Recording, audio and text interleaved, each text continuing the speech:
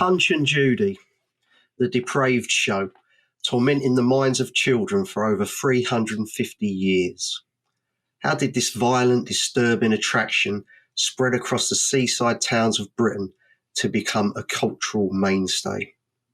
And how is this considered family-friendly entertainment?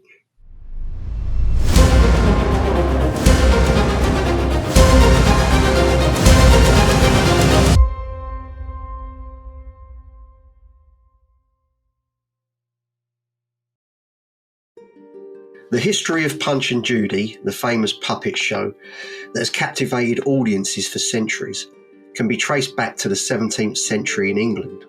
This iconic puppet show has endured for generations, evolving and adapting to reflect changing society and modern culture. The origins of Punch and Judy are believed to be linked to commedia dell'arte, an Italian form of comedy theatre that's foundations lie in the 16th century. It featured various colourful mask-wearing characters and improvised performances, with most of the storylines revolving around social satire and slapstick humour. Punch, known as Punchinello in Italy, was one of the most popular figures in the troupe of performers and would go on to become the central character in the Punch and Judy show that we all know today. He used a stick to pretend to beat other cast members in his performance, which began the origin of the term slapstick comedy. The first recorded mention of Punch and Judy in England dates to around the mid-17th century, where a travelling band of commedia dell'arte started giving regular shows that gained huge popularity.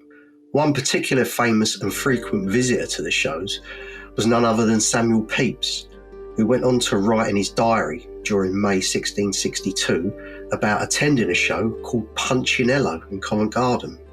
This was likely an early version of what would later become Punch and Judy.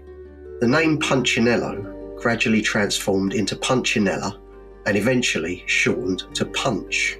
The show became immensely popular in England in the 18th and 19th centuries, particularly among working class audiences who found great amusement in the political satire associated with the shows. It is believed that Martin Powell originally created the puppet combination we see today, which in turn started a craze of Punch and Judy stands. They quickly popped up around London, and at one time it was said there are over 200 Punch and Judy stands just within the city of London during the 1800s. Around this period, many street performers such as magicians and mind readers had given themselves much more fanciful titles to draw the public to their shows. The Punch and Judy men adopted the term professors, and that still applies to this day.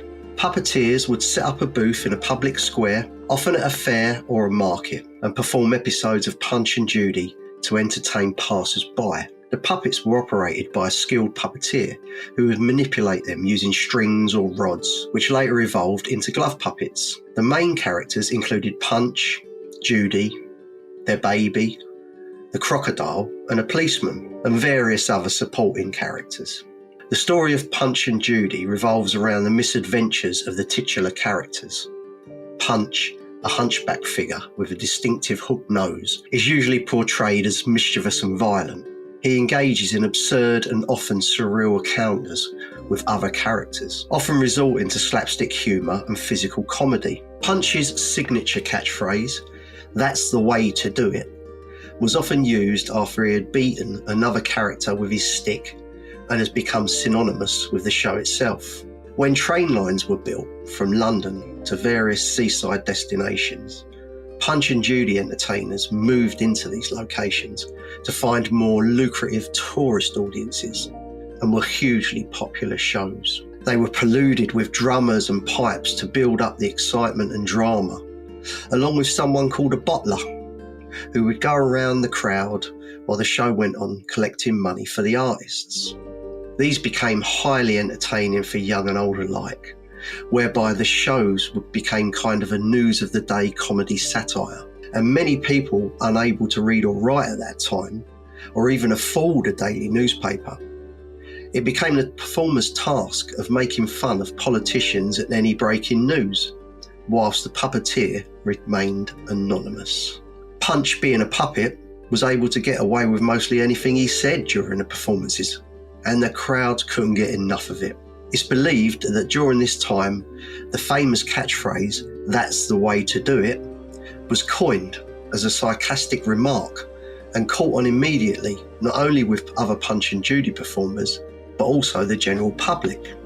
Throughout its history, Punch and Judy has gone through various iterations and adaptations. Different puppeteers and performers added their own twists and variations to the story, often incorporating contemporary references and political satire. In the early 19th century, the show saw a decline in popularity due to changing tastes and the rise of other forms of entertainment. However, it made a resurgence in the late 19th century as a nostalgic form of entertainment and has remained popular ever since.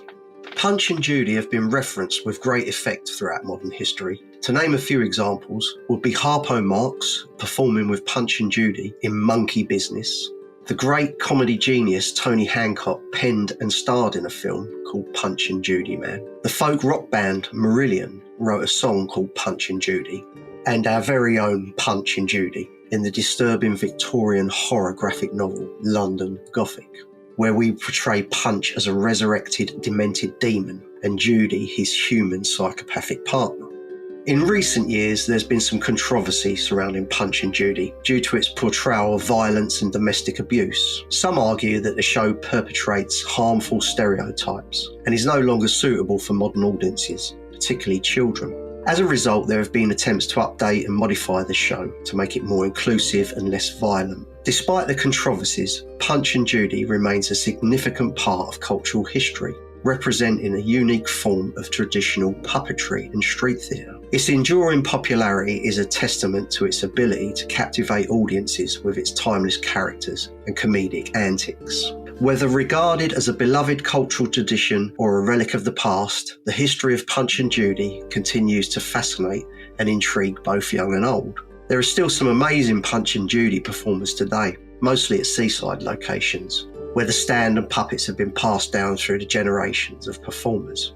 And if you haven't seen a show, I suggest you should, because you may just come away knowing that's the way to do it.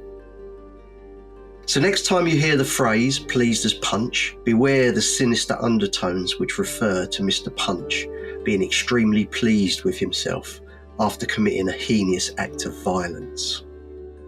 If you would like to know more about London Gothic, the graphic novel, please check out our website. And if you'd like to see more on the history and origins of our other characters that appear in the novel, please like and subscribe. So until next time, God bless you.